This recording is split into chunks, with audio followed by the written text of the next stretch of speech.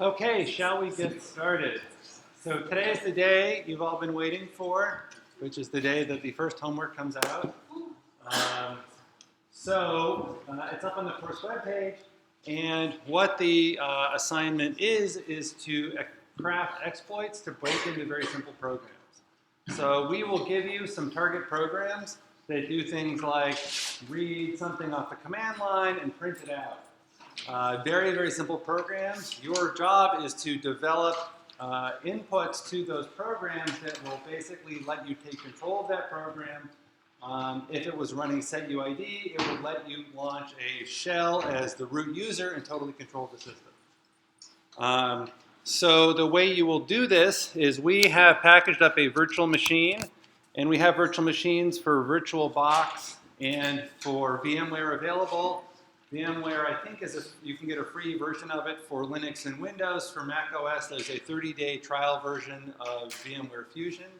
You can also use VirtualBox. VirtualBox is a free download. It's also installed on computer science managed machines. So what you will have to do is create a virtual machine from the files that we give you. This is a 32-bit version of Linux. I believe it might have some standard security defenses disabled. It has a compiler in it. It has Vim, so you can edit files in there. And so your job will be to write exploits and then to test them out. And what you will submit is the inputs that sort of create a root shell and a text file sort of explaining how it works. There actually aren't really any automated tests for this because either you get a root shell or you don't. There's not really, it's kind of binary in that sense. Because if you get the root shell, you succeeded. Or if you get it, yeah. So in that case, sense, you don't really need tests to see if this works. Or tests from us anyway. So there are 4 different projects. There are instructions here. Basically, you will have to look at the code in the target programs, figure out what the vulnerability is, figure out how to craft an input that will take advantage of that vulnerability to make it do the wrong thing. In lecture today, we are going to talk about stack overflows, which is one of the types of vulnerabilities. And sort of I will walk through at a pretty detailed level exactly how these work. There are some other vulnerabilities you'll take advantage of, perhaps format string vulnerabilities or integer overflow vulnerabilities. We will touch on those briefly. On the assignment page, there is a bunch of resources at the bottom that sort of give you detailed, these are published in hacker magazines, FRAC, and they give sort of detailed instructions on how to actually craft these kinds of attacks, sort of what the problem is. And I guess finally, I talked with the TAs, they said this was definitely a project you wanted to work with a partner on. So this will be a partner project, so I encourage you to find partners. If you want help finding a partner, I think Piazza has a partner finder tool in there that we can use to help people find partners. If there's an odd number of people in the class, then for one person, it's okay to work alone, I guess. But that is not my preference. Any questions? This should be fun. You are doing real live hacking on machines. Okay? So I encourage you to look this through.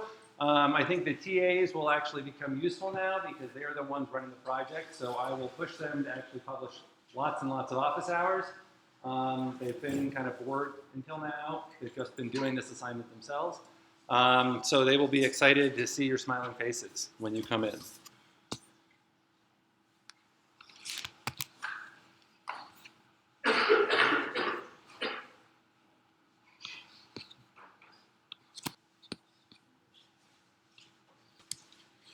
Okay, this is just a summary. So we are now going to look at, actually let me just fix this briefly. There's a typo in this slide.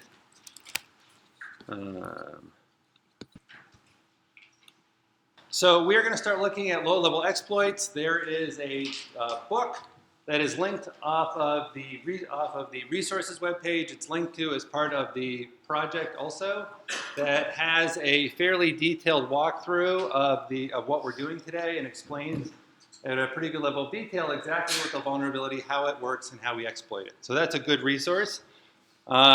So we are going to sort of start by talking about what a buffer overflow means on a stack. We're going to look at how you construct a particular crafted endpoint that has an exploit, and then what do you actually do in that exploit code.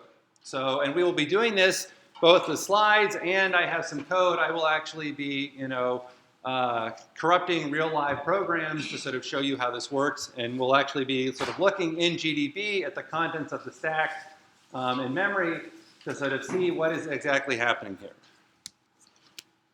Okay, so this is a simple program. So this is the program we're going to be working with as our target of opportunity. This program reads into inputs, argv of 1, argv of 2. It calls greeting. Inside greeting, you can see there's a local variable called name, which can be up to 400 characters. It does a StirCopy of the temp2, which is the second input, into name, and then it prints out the first input and prints out a copy of the second input and returns, and then the main function prints out by and prints those inputs again. So a totally stupid, trivial program, but small enough to fit on one screen, and so it's a good example for us.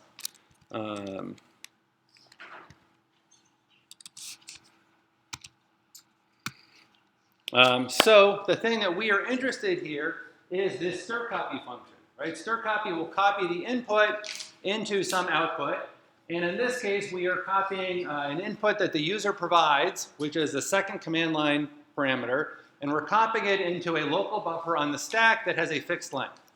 What this means is that as an attacker, we can sort of think about what happens if we pass something slightly bigger or much bigger than what the programmer expected, and see what happens in that case. I have a copy of this program that is setuid. So you can see supermeat here is the compiled meat program. It is setuid root. You can tell because it says RWS. That S means it's setuid. And I have sort of compiled a special input here. So this is the command line I'm going to pass. I'm going to use Perl here to sort of create inputs without having to type them all out. So Perl-E, right here, it's printing out the character hex 90 203 times. It's then going to cat these two files, shellcode and strepeat. If we look at what's in these, they look like garbage. So you will sort of see what goes into these. So if I look at who I am right now, I'm the user. So it looks like I ran the program, it printed out a bunch of output, and now it says, you notice the command line, the shell prompt is a little bit different now, indicating something happened. If I type, who am I now, I'm root. So what we did is we passed an input that caused this program, that overflowed the buffer in the program, and provided code to execute, and the code we executed caused the program to launch the bash shell running as root, and so now we have a shell as root, and now I can go and manipulate the system and do anything I want. Yes?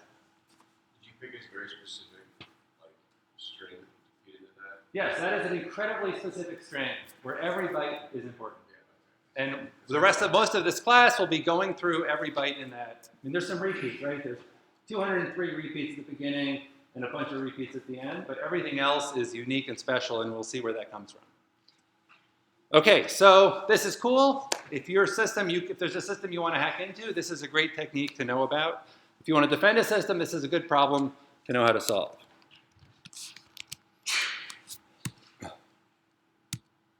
Okay, so what we're now going to do is to sort of look at how did I actually do this? What does this code actually do?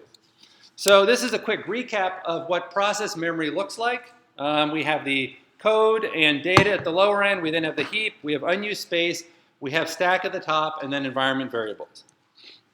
So if we zoom in on what's on the stack, remember we are going to have the caller is going to be toward the caller's information is towards the higher end of the stack with higher addresses. So that's where local variables for a caller, like a main function would be.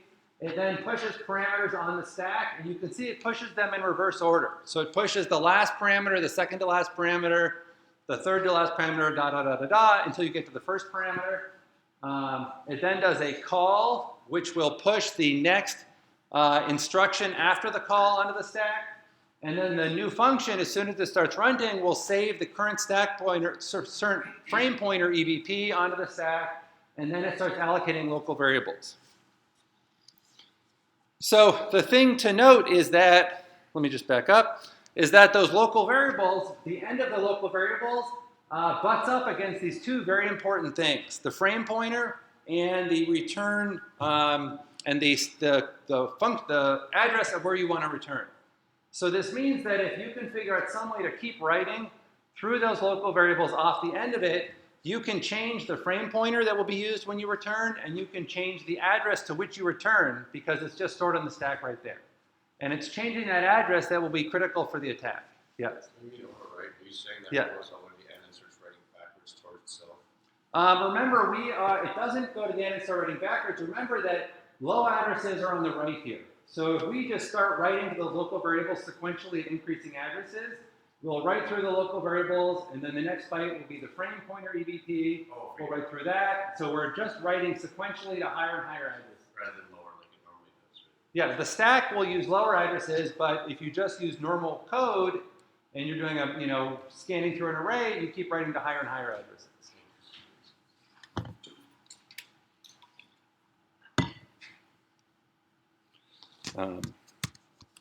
Okay. So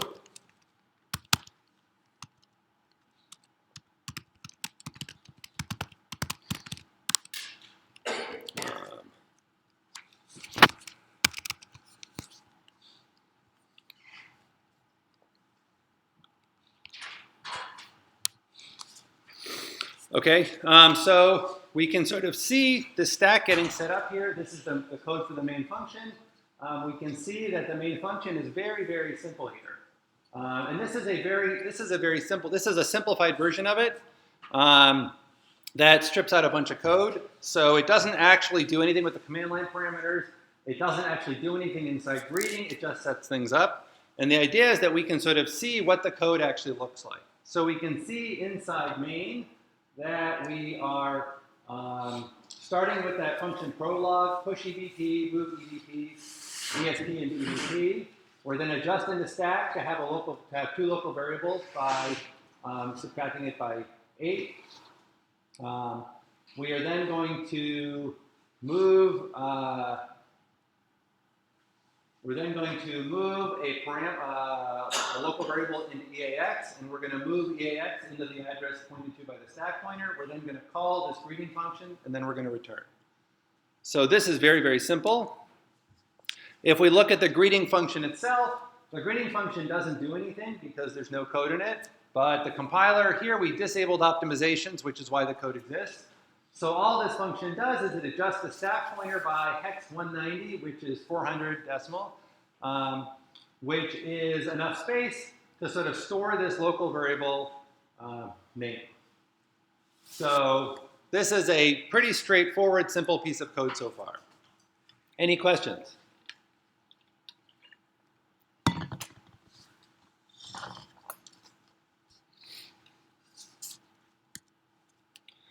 Okay, so if we look now, yes?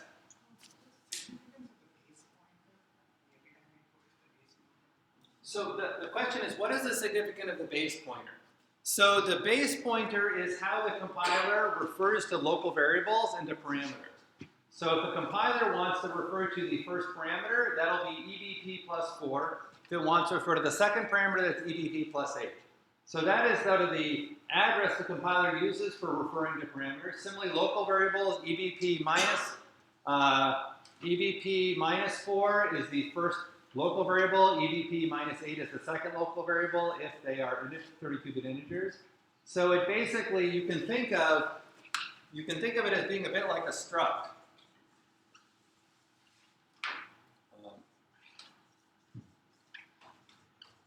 How does it skip the EIP?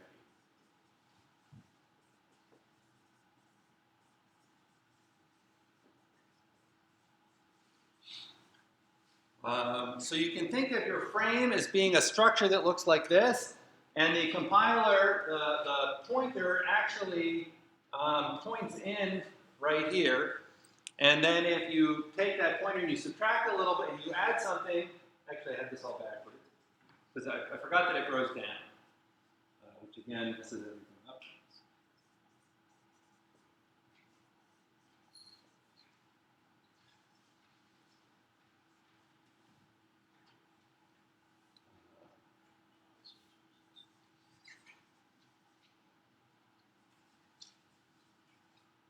There. So we can think of the frame as being a data structure that looks like this. Instead of having a pointer to the top of the data structure, the pointer points into the middle of the data structure. And then we can either add some numbers to get to these things that are further into the data structure, subtract numbers to get to things that are closer to the top of the data structure. And so the compiler just knows that when referring to things locally, these are sort of reserved values, and it should never write to them, because it needs these to be able to return to the calling procedure. So this EBP here is really not something used locally. This is the saved frame pointer of the caller's procedure. Yes? So EBP points to EBP or EIP? The frame pointer points to EBP. So when you subtract 4, why do you end up at parameter 1 rather than EIP? So the reason is, let me think about this. So when you subtract 4, we're going upward, and you get to right here. Oh. So you get to this local. Yeah. So when you add, but you're right. If you add 4, if you add 8, you get to parameter 1. That makes sense. Yes. Again, the backwards counting, it's just whoever did this way should be shot. Okay. So the key thing to point here. So in our function here, we can see where does this local variable name go? Name goes right next to these two critical save values, the frame pointer and the instruction pointer. So if we think about what would happen if you passed in a string that had more than 400 characters in it? It would overwrite these values, and potentially, when you restored them when you left the routine, something bad might happen. So let's actually see what happens. Okay.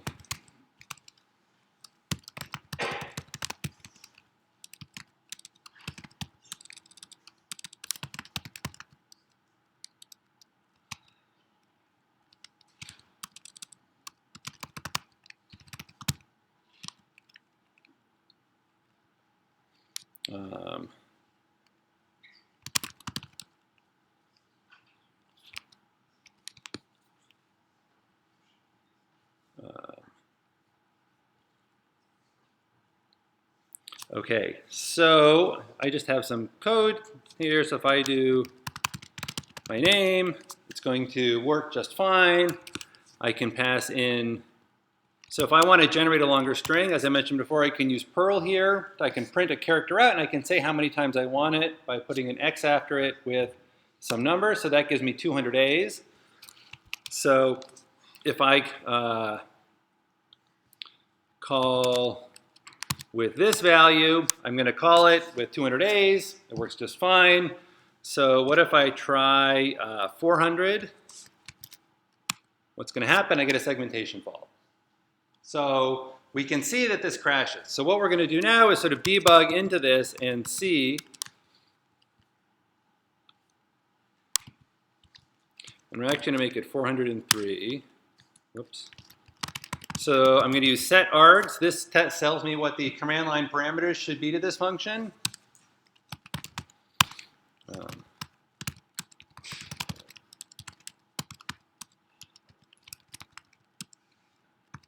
I'm going to make a little macro. Okay, so I'm inside this greeting function. I'm going to do a little disassembly. So this prints out the next 5 instructions. So one thing to know is if you set a breakpoint in GDB on a function, it actually sets a breakpoint after that prologue where it pushes the frame pointer and moves the stack pointer into the frame pointer. So that's why we don't see this right now. we can see that it is at the point where it's reserving space for a local variable by adjusting the stack pointer. So if I look at my registers, I can look at these 3 pointers. I can see what my instruction pointer is, which is 9 bytes into greeting. I can see my base pointer is a bunch of Fs and 6C0, and my stack pointer is lower than that at 520 because we adjusted it. I can also look at what is in my frame here. And so what I can see here is if I look at what my frame pointer should contain, the thing that it points to is the preceding frame pointer. So this value right here was the frame pointer that was used by the main function. And then this is the return address. So if I do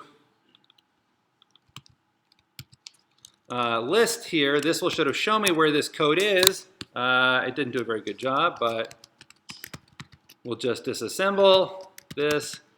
And we can see that we just returned and we're about to call Printf.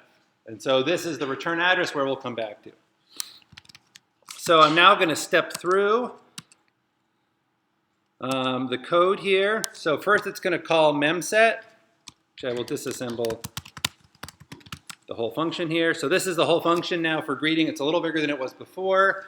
And we are right here at this call to Memset. So Memset is safe. Memset had a fixed value of 400. So this Memset will be just fine. What we're worried about is that StirCopy.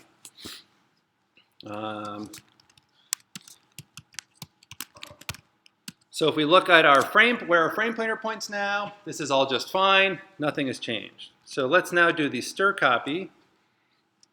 So we're going to load the arguments onto the stack. So this is the local. This is the address of the local variable right here, 190 hex 190 bytes below the base pointer. So we're now going to call StirCopy. StirCopy works just fine.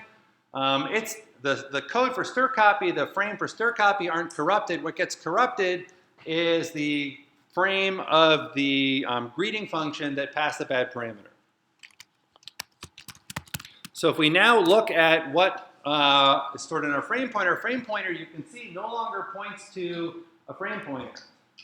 The previous frame pointer, the return address looks good still, so the frame pointer is now 414141. So this is because hex 41 is ASCII capital A. So what this means is that we have corrupted the frame pointer. We haven't corrected the instruction pointer. So we can keep executing. Everything is fine. We're going to leave.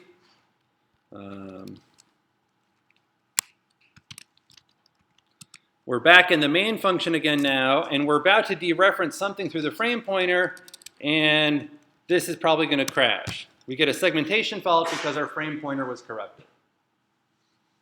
Okay, so do people see how passing in too big a string caused us to write over that local buffer, that local variable, and to keep writing and to write over the frame pointer? Yes?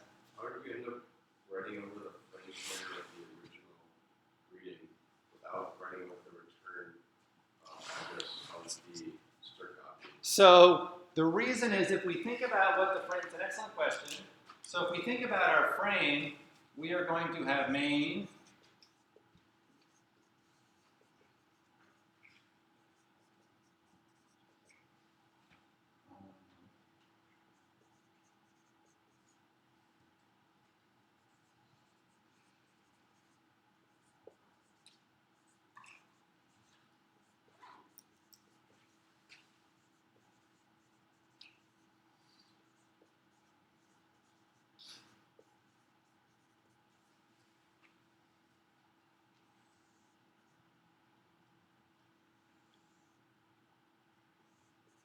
Okay, so this is what these stack frames look like. So inside StirCopy, the save base pointer points to the base points is what was stored in the base pointer register when greeting was run, which is actually a pointer back to this location.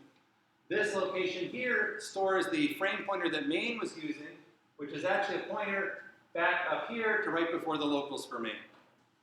So the return instruction pointer here is the instruction pointer inside the greeting function where StirCopy is supposed to return. So if we think about when StirCopy is doing the copy, what is it actually modifying? Right? It's not modifying its own locals here.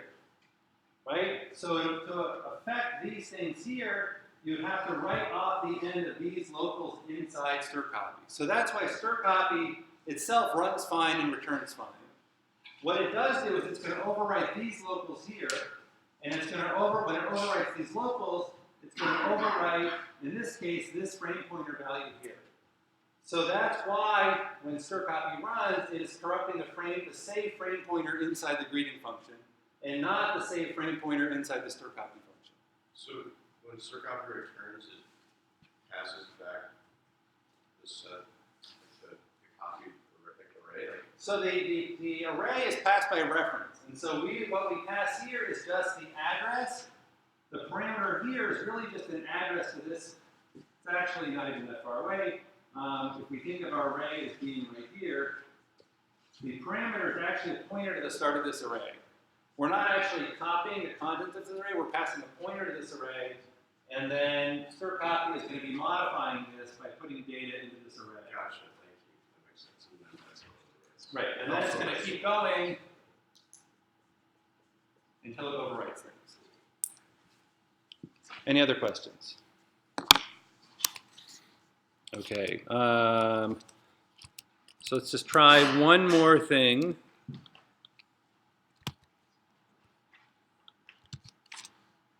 We're going to make it slightly bigger now. Okay, so this time I set it to 407. Now, quick quiz here. Why do I set it to like 407 and not 408 if I want to overwrite 8 bytes?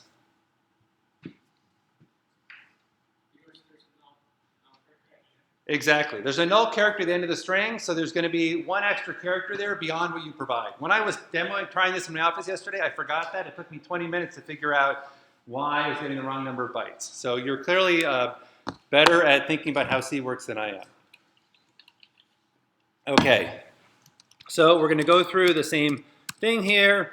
We see Memset call. We see StirCopy.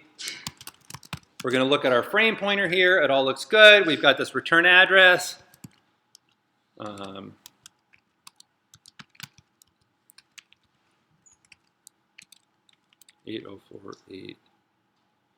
804.481. That's the return address. So that's good. I am now going to step through StirCopy. And if I look, now I can see that both the, I can see the base point is corrupted, and now I can see that the saved instruction point is corrupted, and I can see that little null terminator there as 2 zeros printed out.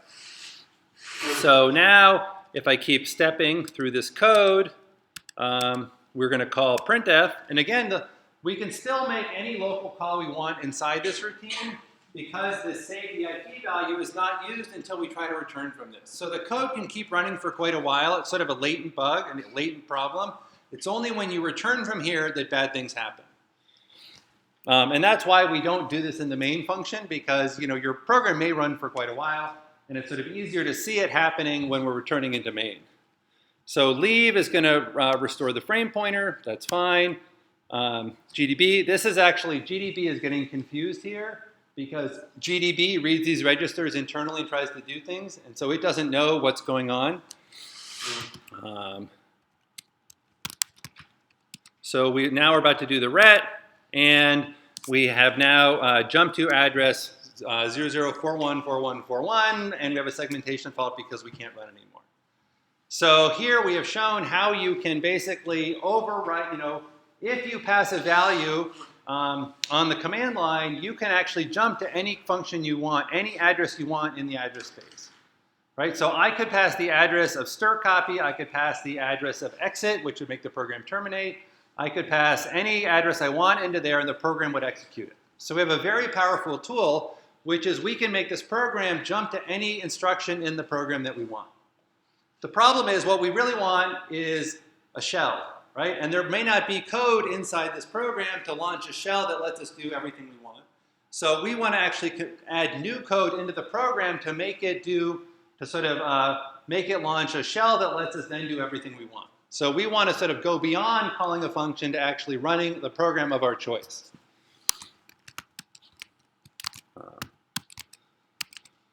Okay. So we sort of saw this munging happening. And this was sort of a prettier demonstration of what I was putting on the board of what actually happens. So as I talked about, denial of service, you can make programs crash. Control flow hijacking means that we are changing the control flow in the program. That instead of calling a sequence of functions and returning that the programmer intended, we can subvert that and call things of our choice. So what we would like to do now is to actually provide some code. So remember, we're going to pass in a buffer. We can actually fill that buffer with code. And we actually want to provide a pointer so that when you return, we are going to read this pointer value and jump into the code that we provide, which lets us run arbitrary code. And so the question is, how do we do this? Right, so what are the problems? You know, this looks simple in the picture, right? Provide a pointer, provide the code in this value region, we're all done. Why am I going to talk about this for another half hour? Any thoughts?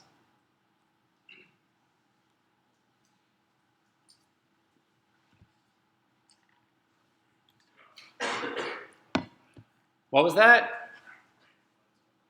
Wait, can you speak louder?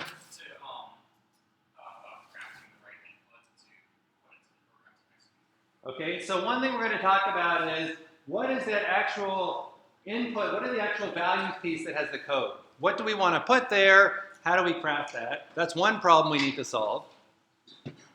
Yes? If you have limited space, you have to do some triggering. Right, so we have a problem. What if the buffer we're allowed to use is not big enough for the code that we want? We're going to have to think about how to solve that problem. More generally, the challenge we have is, we have the pointer here, but we're running somebody else's program. We don't really know necessarily what the address is of the stack. We don't know what the address of this buffer is going to be when we run an arbitrary program. And so we need to write code that can sort of figure out what is the right address to put here without knowing where that data is going to be in memory, because we can't be guaranteed where it's actually going to end up. And so we're going to talk about how we craft a buffer that sort of does this for us. Yes? So do you mean in terms of like abusing like built-in system calls? Or? We're not going to abuse any system calls. We're going to abuse C being we're going to abuse the x86 instruction set. So we need to know where we are in this code to do that? So we need to know where we are in memory. So we saw when we looked here, we saw there were addresses where the code, where it was executing. So we may need to know these addresses specifically so we know where it's executing. If we're putting data on the stack, we saw a stack variable here. We need to know the address on the stack where our exploit code is going to be. Because if we're going to jump to that exploit code, we need to know exactly where that code is to start jumping. So we're going to have to find out some way of getting that address. And that's sort of where a lot of the cleverness comes in. So what we're going to do is what's called building an exploit sandwich. So in the middle of this sandwich, we're going to have a pointer to some machine code, and we'll have the machine code that will actually execute, call the XX system call to launch a shell for us. And what we're going to layer around this are some other interesting pieces that let us actually figure out the right value in that pointer. Finding that pointer turns out to be the crux of the problem here.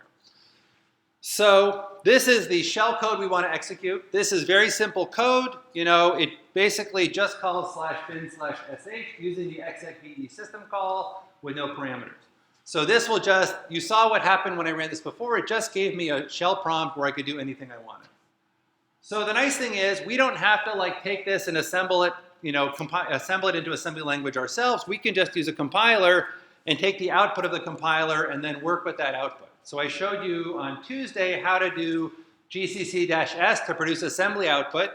And so this hacker, Aleph1, took that assembly output and sort of rewrote it into a convenient format. So this shell code here is sort of abstraction of what the code should actually do. So at the top, we're moving the string. We are taking the address of our string, which is bin sh, and we're going to store it in this variable that has the string address, the address of a string address.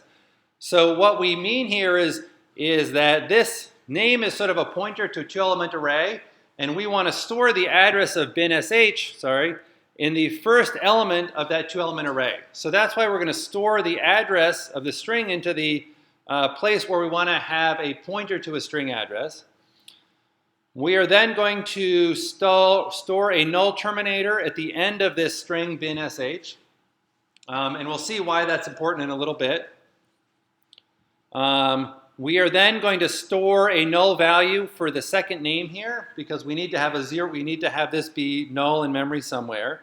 So we have to store this someplace. We're then going to move a value b into the EAX register. So b is hex b is 11. This is the number of the system call execve. So we mentioned a week or two ago how system calls use the system call table. Execve is the 11th entry in that system call table. So then we need to load up the parameters on the stack. Well, in this case, we are using a convention where for system calls, remember the parameters don't go on the stack, they go in registers. So EAX gets the number of the system call, EBX gets the first parameter, ECX gets the second parameter. So into EBX, we're going to store the string address, right here, name 0, bin sh. In ECX, we're going to store the address here of this array. So LEAL loads the address of this array. We are then going to call int 80, which is an archaic way of doing a system call. And then, if all else, in case that fails, we're going to have some code here to revert and call exit if the exit call fails. Okay? So hopefully it's somewhat clear what this assembly code is doing. The contents of it are not incredibly relevant. I just want to sort of give you a sense of how it works. So you can see there's a number of addresses that we need to find out so that we can execute this code. Because we need to know, for example, where is this string stored? Where is the string that has the /bin/sh?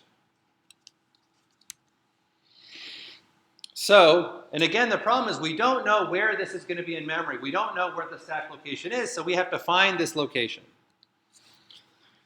So, what we can do is we can remember that the x86 has a way of basically taking something in memory and sort of telling you where something is in memory. So if we think about the call instruction will push on the stack the address right after the call instruction. So at the bottom here, we have a call instruction, and right after that call instruction in this input buffer, we're going to put the string /bin/sh. So this means when we execute this call, the processor will push the address of bin/sh onto the stack. This is a very clever way of getting the compiler to push the address of our string onto the stack for us so we can use it later. So what the code will do now is our code will now start at doing this jump offset to call. This is going to be part of our sandwich that will tell us how to find things in memory. Offset to call is right here at the bottom. Offset to call will just call back here to this popple instruction, which will take us back to the top of this code, but it will push on the address of bin sh. So we're then going to pop the address of bin sh into ESI so that now we know where our string is in memory and we can start doing everything else that we need. So once we have that, we can start constructing everything as offsets from where that string is. So we know from that offset where to put a null byte. So the null byte offset is going to be, the end of that bin sh string. So we can now build the rest of the code. So does this make sense? Right? We needed an address. We used the architecture to push the address that we needed onto the stack, and we did that by putting the code right after a call instruction, which is not something you would normally do.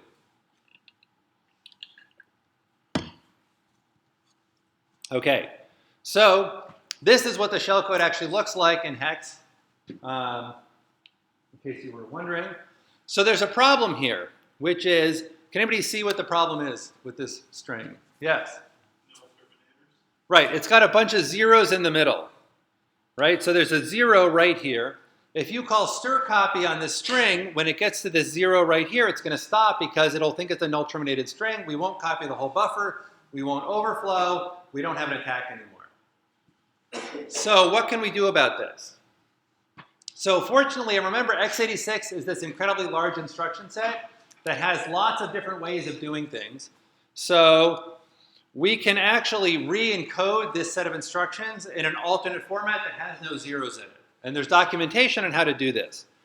So here is another version of the same exact code that just doesn't use zeros anywhere. And we do this because x86 is such a great instruction set. It's also shorter, which is nice also. So the nice thing is you won't need to do this by hand, I don't think, for your assignment. Because that would be a bit of a hassle. So here's sort of a reference of how you do it. Okay, so we still have this problem that we have this initial pointer that will sort of, this is the pointer at the beginning here. I shouldn't just point at my screen. This pointer is the address that we're going to start executing at, and we wanted to sort of call it, sort of jump to this jump instruction. We wanted to execute this jump instruction that will do everything else that we have here. So how do we know what address to use here? So what we need to do is sort of figure out what the stack pointer is.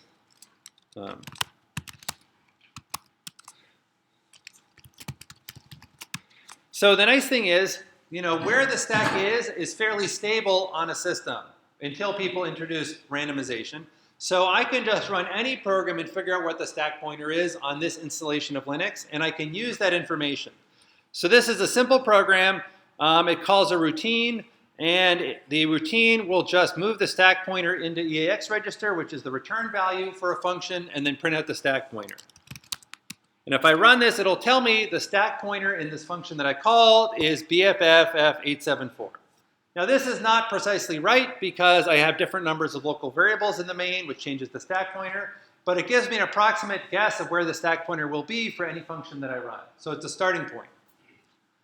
And again, I can just do this as a hacker. I mean, I can just do this on, the idea is, remember the scenario is you're on a system, there's a set UID program you want to corrupt. So you are already logged in as a normal user, so you can just compile and run normal code. We are not looking at attacking over the network at this point. Okay, so now that is the stack address for our program, but as I said, the real stack pointer may be someplace else. So we know approximately what it'll be, but not exactly. And so what we want to do is figure out how do we craft an exploit where we don't have to have the address of the stack exactly right. So we have some wiggle room. And the way we can do that is by add padding code so that even if we're off by a little bit, the right thing happens. So one thing we do at one end is what's called a Noop sled. And this is basically a whole bunch of Noop instructions which do nothing. They just take space. And so the idea is if we jump to anywhere in this instruction, we'll just keep on executing Noop instructions until we get to the jump. So instead of having to know the address of the jump, we just need to know the address of anything in this blue region at the start. So it's much fuzzier now. We can make it a couple hundred bytes if we want to make it have a fairly big wiggle room of how big that can be. Noop means no operation. Most instruction sets have a Noop. They are useful when you want to have blank space in your code, for example, if you want to have alignment purposes, or you're going to modify the code in the future, or if you want to disable some instructions, you can replace them with a Noop. And many architectures have a dozen different ways of having a no-op instruction. That's better than just talking about the jumps. So the thing is, Noop is 1 byte. It's where the jump instruction is multiple bytes, so you have to get the alignment right. A Noop means any address you jump to is fine. So the hex 90, the opcode, decimal 90 is a Noop instruction that will XOR exchange EAX with itself, which takes EAX and puts the value in EAX. So that's why it's a null operation. Okay, so this is good. But we still have this sort of 1 pointer value here that we need to get this pointer exactly overwriting EIP. So we need to get sort of the start of this buffer lined up perfectly without knowing necessarily what's on the stack to get this right overlying EIP. So what we can do here is just add lots more copies of this pointer. So if we put in, say, 50 copies of this pointer, hopefully one of them will overwrite the saved EIP value for when we return. Now what we care about is we have to have the alignment right? So if we happen to write these pointer values at a 1 byte offset, we're going to have a totally different address that we jump to, which won't work. So we're going to have to do a little bit of testing to figure out how many of these NOPs we need to align everything so that one of these pointers lines up in the saved EIP location. So now, as long as one of these pointers ends up in that saved EIP location, we'll execute that. We'll jump somewhere into these NOP instructions. These NOP instructions will execute until they get to the jump, which will jump back to the call, call instruction. The call instruction will push the address of /bin/sh onto the stack, and it'll jump back into the actual exploit code, which will now create a stack frame to call /bin/sh. Okay?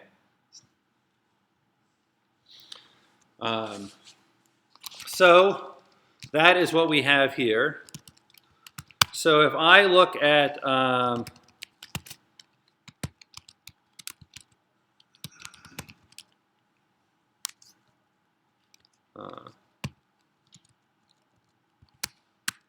so this is the actual shell code, that middle piece in the sandwich, that is the actual x86 instructions from the jump and then the call and everything in the /bin/sh. So this is sort of all of that code.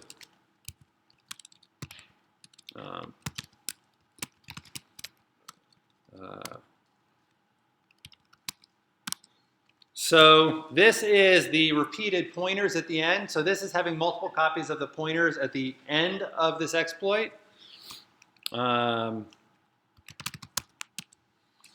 So this is the actual command line we're going to use. So here we can see we're going to have a couple hundred copies of 90, which is our NOP sled. We're then going to pass in our shell code, that code in the middle, and then SP repeat.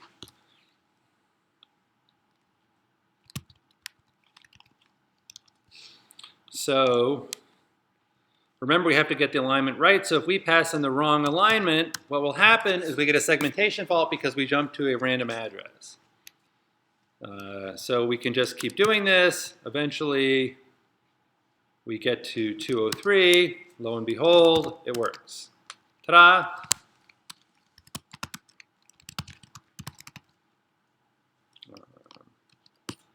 So let's sort of walk through this in the debugger. So I didn't run it as I didn't run the setuid version. I just ran the version as me. So if you're doing an exploit, typically you'd want to get it working for yourself, because you can copy the program and not run it not setuid and debug it and see what it does if you have access. And once you get it working locally, then you can actually try the exploit on the real version.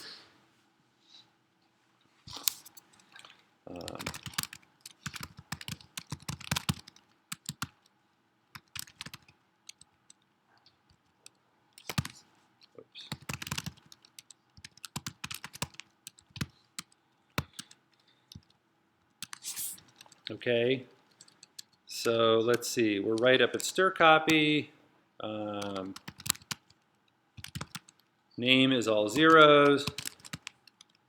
Our registers look fine. So we're going to call StirCopy. And so now when we look at our EVP, we can see we have a bunch of copies of this address here, BFFF574. So that should be our NOP sled. So we can see this is indeed lots of NOPs. So then we're going to sort of get into the code itself. So this is going to be the system call here. Here, right down here, there's a we are going to get to the, here is the actual, the call to popple. Here is the, see, 5F5. So this will call back here where it does the pop of ESI, which is the pointer. And so right here should be binsh. And you can see there is binsh at that address. So this is how you smash stacks for fun and profit.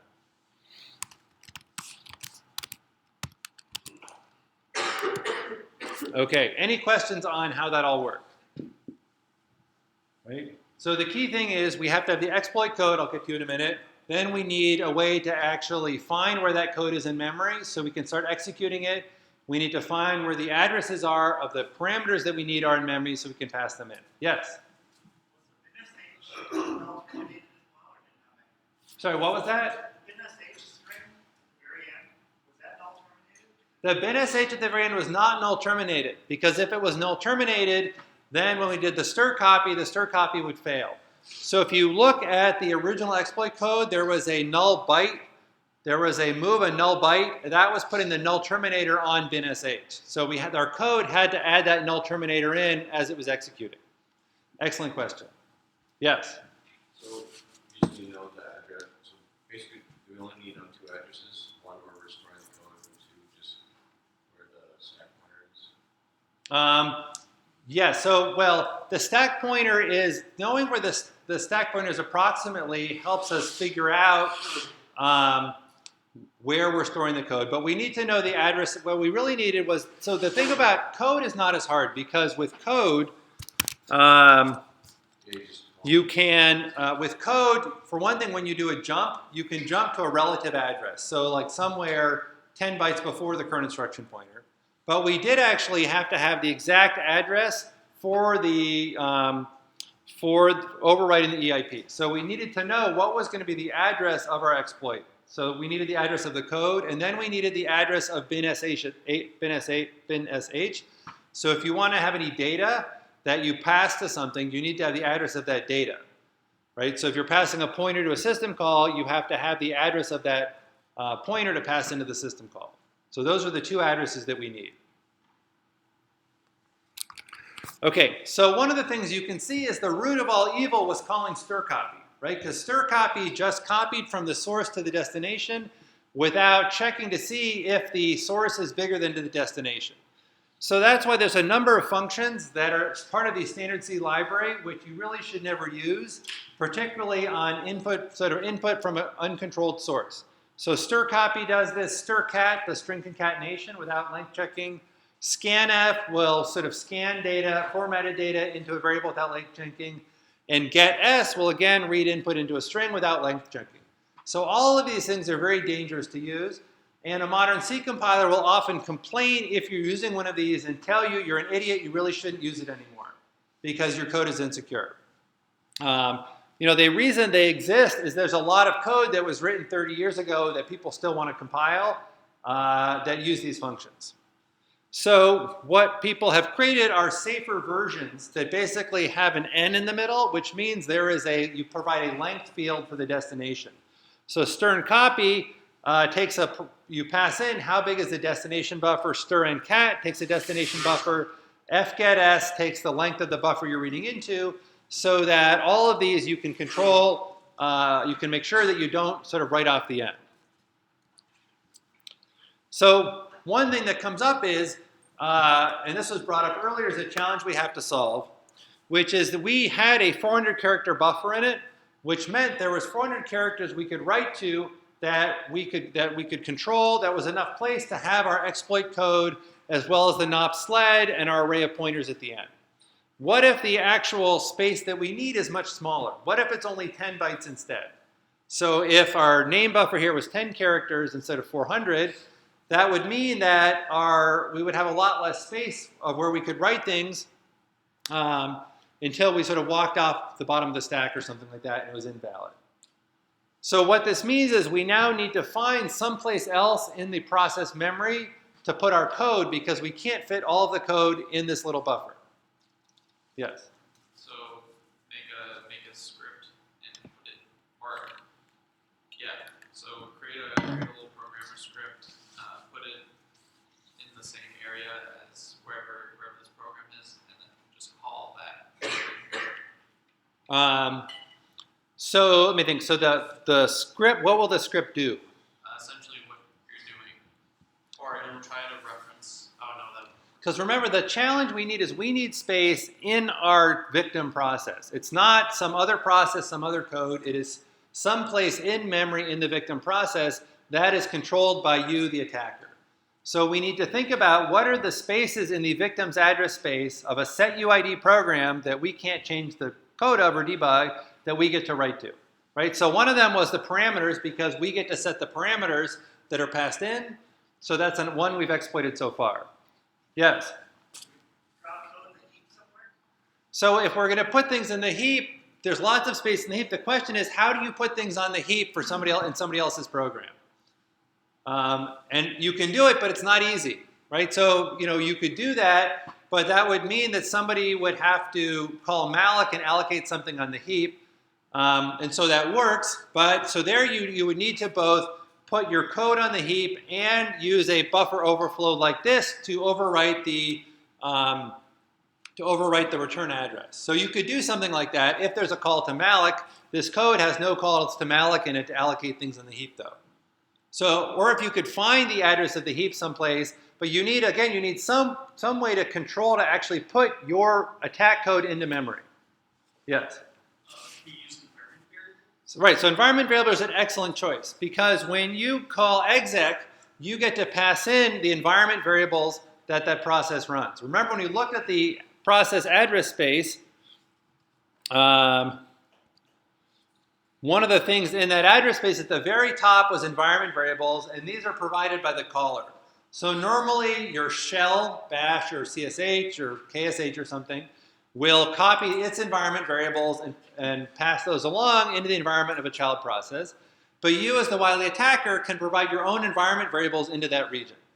So in this case, what you would do is you would basically put all the exploit code into the environment variables, but now when you're doing this jump, instead of jumping someplace on the stack, you're going to jump into the environment somewhere and try to hit this Noop sled in the environment variables. So you can do the same kind of setup where you run your own program, provide environment variables to figure out the address of the environment variables. You can use that to sort of construct the exploit to call into that address to start executing the code from there. And so the idea is, again, you have to see what do you as the attacker control where you can write things.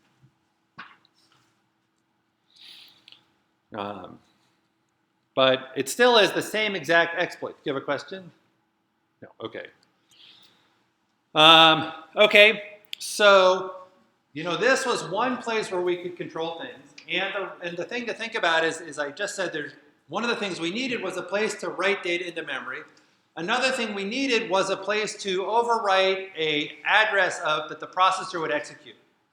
And so if we think about other things the process executes, if you have a table with function pointers in it, or if you have a class in C++ where there are pointers to methods, that data structure that has those pointers in it is something you can potentially corrupt through overwriting data and control a function pointer.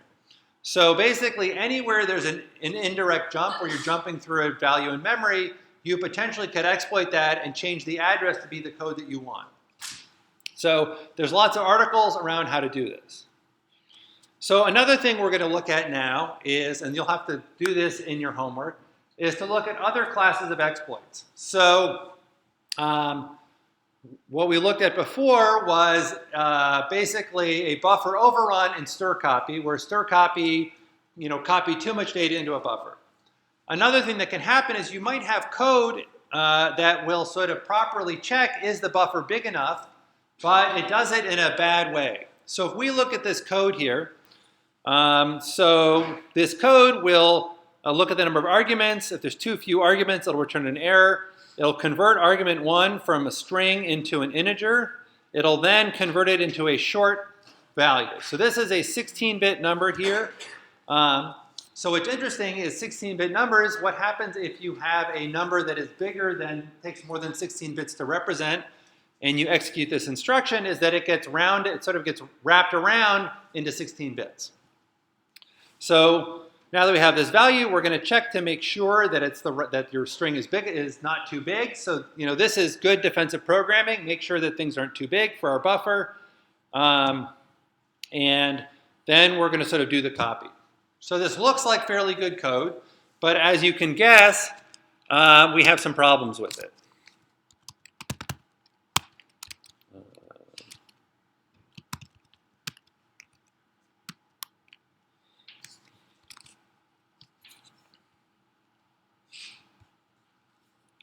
Oops, I got my arguments backwards.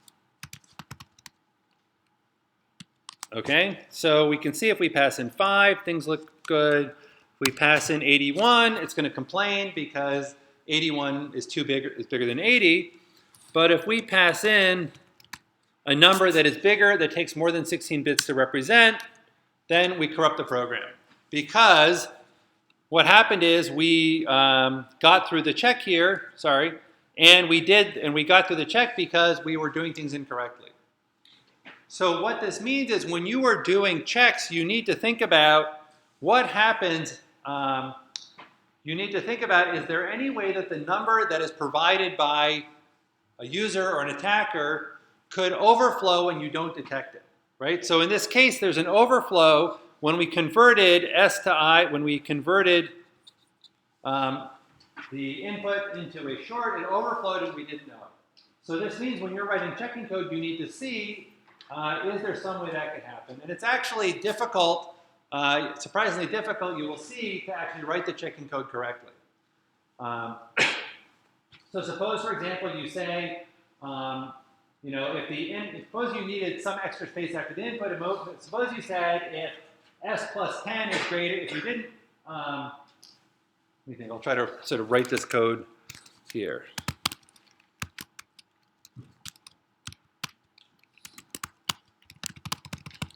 Right. So suppose we're actually using the input without passing it to a short value, and we know we need 20 extra bytes. We're going to add some extra stuff on top of it, so we write code like this. If I plus 20 is greater than 100, return error. This looks like fairly legitimate, correct code. The problem is, what if I now pass in a number like 2 billion? So it's just short of what you can represent as a positive number as an integer. So when I add 20 to it, it'll wrap around and become negative 2 billion, which is not greater than 100, and so it'll pass this check, but the system will now try to do a memcopy of 2 billion bytes and overwrite the stack. And so this is another style of code that is very risky, and you have to sort of code this check a different way. Yes? You just check the parameter, the landline arguments you're passing in. So you do. The problem is you have to check them in a way that you have to, what you really want to do here is sort of rewrite this code using what you learned back in high school algebra so that you're always comparing the actual input on its own without doing any calculation to it. Because the problem was we did a calculation that did an overflow we didn't detect. So we don't ever want to compare a calculated value. We want to compare the naked input and do all the calculations on things that we control and we know won't overflow. Right? But it turns out programmers are very bad at doing that. Okay, so we can also have heap overflows. So I mentioned this before. If you have a data structure with a buffer in it and a function pointer, and we're overwriting that buffer, again, we can supply a pointer that will overwrite that function pointer and do bad things. Yes? What was that? Sure. So the question was, what happens? Here is the code that I had.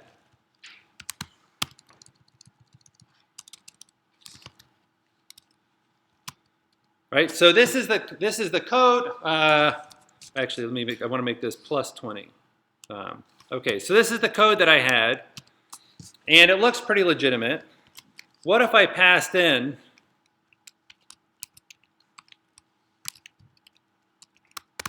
If I pass in a value like this. So if you think about how integers are represented, so this goes back to CS252. There's a sign bit, which is the high bit, and then there's 31 bits that actually have the value. So the highest number you can represent as a positive number in C with 32-bit integers is 2 to the 32 minus 1. So if I pass in as an input 2 to the 32 minus 10, if I say I plus 20, this will add 20 to 2 to the 32 minus 10.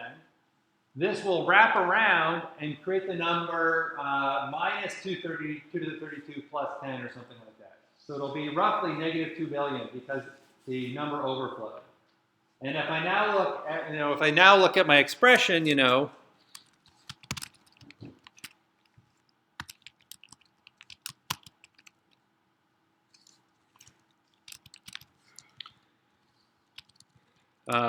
I sort of look at what it becomes, this is going to be a very large negative. This is going to be a negative number, which is definitely not greater than 100. And so this if will not do the right thing.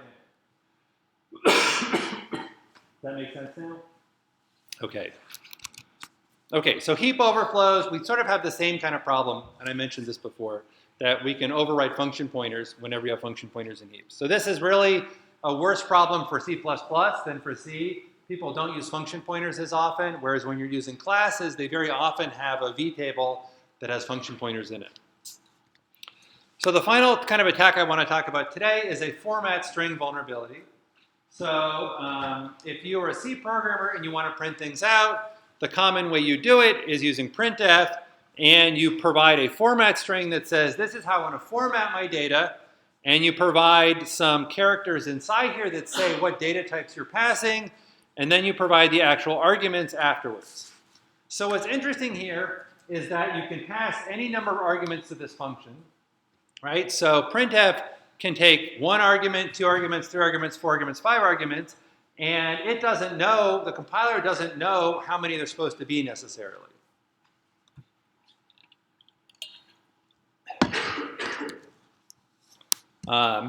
So one of the things that programmers sometimes do as a shortcut is they will just use Printf to print a string out.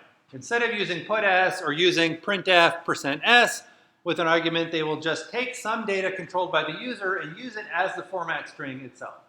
So what this means is that you as the user get to provide these % characters inside of Printf and make it do things. So again, this gives you some nifty control. So what happens, for example, if you just say your string is %s, %s, %s, %s, %s, right? What is going to happen with this code when you pass in this string? Well, what will happen is, we're going to have a stack here.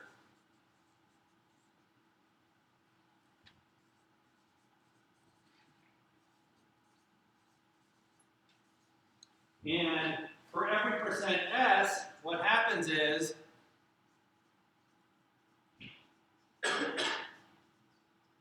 that Printf basically will treat this as an array.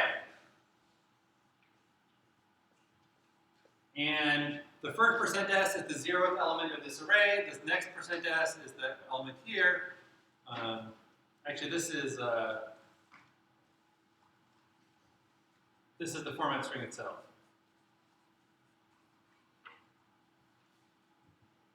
And so what Printf will do is it'll just start printing out whatever's on your stack as a string. So that's really not that useful typically because you don't want to see what's on the stack. But %p says print things out as a pointer.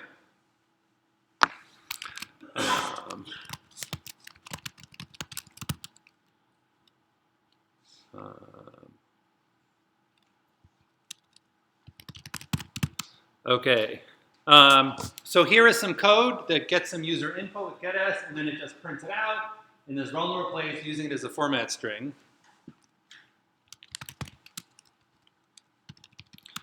Okay, so you pass in a normal string, everything's fine.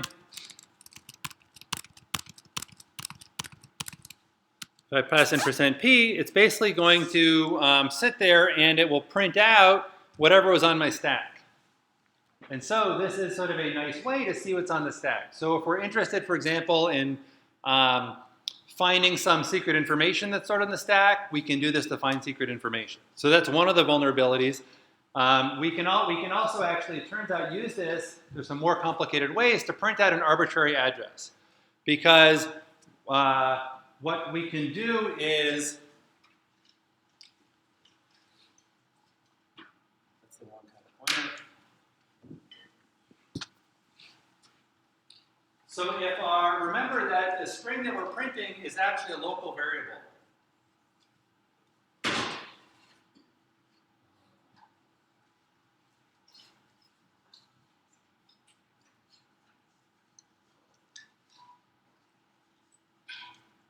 Right? So the format string you're using is a local variable in the main function, so it'll actually contain these bytes here.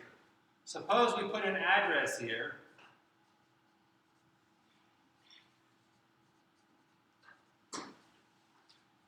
And we follow that address with a bunch of %Ps. What's going to happen is, as printf executes, it'll keep walking up the stack until it gets to the address we put there. And it will treat this address as a pointer and print out what's at that address. It'll print out what's at that address because I can sort of, I could make this one of these a %s or something like that, where it would print out what's at that address. So the key is I get to control what's on the stack because I have user input stored on the stack. And then I get to print out things on the stack with a format string, either the address on the stack or dereferencing it as some data type like a string. So this gives me sort of a powerful tool. The final thing you can do with printf is printf has this nifty parameter %n. Has anybody seen %n? It's kind of a bizarre thing. If you have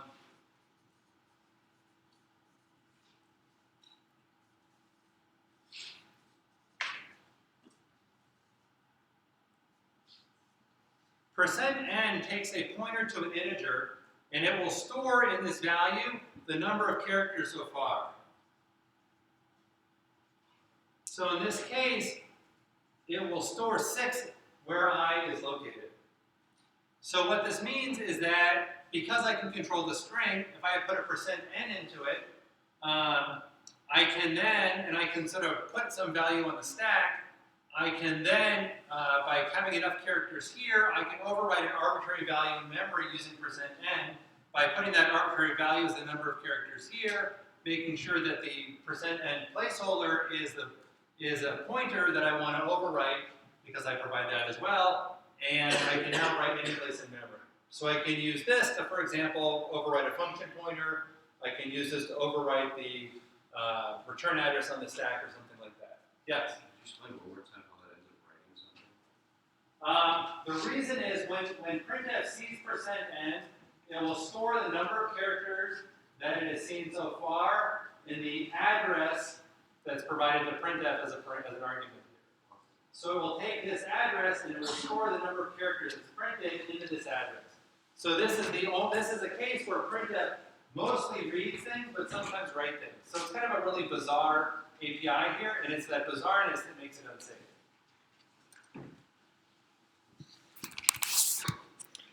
Okay, so one thing to note, these are all really old exploits. People have known about this since the mid-'80s, in the early '90s. So to some extent, a lot of these have been fixed in modern compilers. So if you use getS or StirCopy, GCC will tell you. If you use printf and you don't have the right number of parameters, GCC will tell you provided a %s, but then you passed it an integer or something else. So GCC will figure out when you have these bugs in it. So a lot of these are not problematic in new code. Old code may have this problem. But the other thing is to sort of understand the kind of things that attackers look at, the kind of weaknesses in code, because this is sort of the easy stuff, but there's things that sort of build on these ideas that are much, much more complicated. And so the other reason we care about this is that as people are building IoT devices, they're writing more low-level code in C. They may not be thinking about security. They just want to get things out on the market quickly. They want the code to be fast and efficient. They might not have security checks. And so these low-power devices might have a lot more code in it that have these kind of vulnerabilities. So this means that there's sort of rich opportunities for hackers. So with that, I'll conclude. We've talked a lot about buffer overflows and control hijacking. Um,